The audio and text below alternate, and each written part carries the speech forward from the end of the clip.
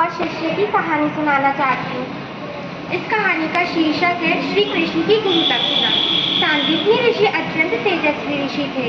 छोटी सी आयु में ही श्री कृष्ण ने दुराचारी कंस का वध किया और मथुरा का सारा राज्य कंस के पिता राजा उग्रसेन को सौंप दिया। छोटी सी आयु में ही श्री कृष्ण जी और बलराम जी को शिक्षा प्राप्त करने के लिए उज्जैनी नगरी के सांदीपनी ऋषि के आश्रम में भेजा गया। श्री कृष्ण और बलराम सांदीपनी आश्रम में रहने लगे। उस आश्रम में सुदामा जी भी शिक्षा प्राप्त कर रहे थे। उसी समय श्री कृष्ण और सुदामा जी की मित्रता हो गई। सांदीपनी ऋषि ने उन्हें वेद पुराणों के साथ साथ 24 विद्याओं तथा 64 कलाओं का भी ज्ञान दिया। शिक्षा पूरी होने के बाद श्री कृष्ण और बलराम सांदीपनी ऋषि के पास गए और विनम्रता से वंदन करते हुए कहा, हे गुरुवर, आपने हमें अमूल्य ज्ञान दिया है, इसलिए हम आपके चरणों में गुरु दक्षिणा अर्पण करना चाहते हैं। परंतु सांदीपनी ऋषि को यह ज्ञात था कि श्री कृष्ण भगवान श्री विष्णु का अवतार है, वे भला उनसे गुरु दक्षिणा कैसे ले सकते थे, इसलिए उन्होंने प्रेम पूर्वक इनकार कर दिया।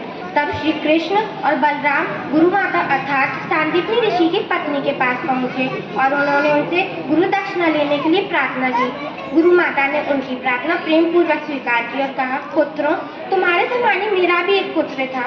प्रभास क्षेत्र के पास खेलते समय जल में डूबकर उसकी मृत्यु हो गई।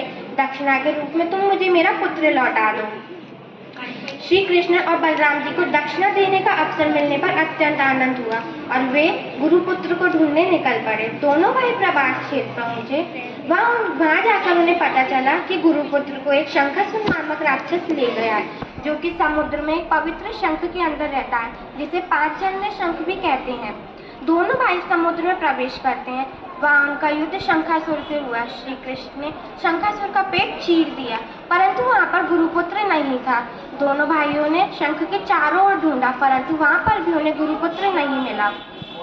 तब वे उस शंख को लेकर सीधा यमलोक पहुंचे और वहां जाकर उस शंख को बजाया, जिसकी आवाज सुनकर स्वयं यमराज वहां प्रकट हो गए और द्वार पर आए श्री कृष्ण और बलराम जी को वंदन करते हुए कहा, हे सर्वव्यापी भगवान, कहिए मैं आपकी क्या सेवा कर सकता हूँ। श्री कृष्ण ने, ये यमराज, हमारे गुरु ऋषि सांदीपनी जी का पुत्र जो अपने कर्मों की वजह से यहाँ लाया गया है, कृपया करके मुझे सौंप दीजिए। यमराज ने भगवान की आज्ञा पर सांदीपनी ऋषि के पुत्र को उन्हें सौंप दिया। यमराज का आभार व्यक्त कर श्री कृष्ण और बलराम गुरुपुत्र को लेकर आश्रम पहुंचे। अपने पुत्र को देखकर सांदीपनी ऋषि और गुरु माता को अत्यंत आनंद हुआ। इस तरह श्री कृष्ण ने अपनी गुरु दक्षिणा दी।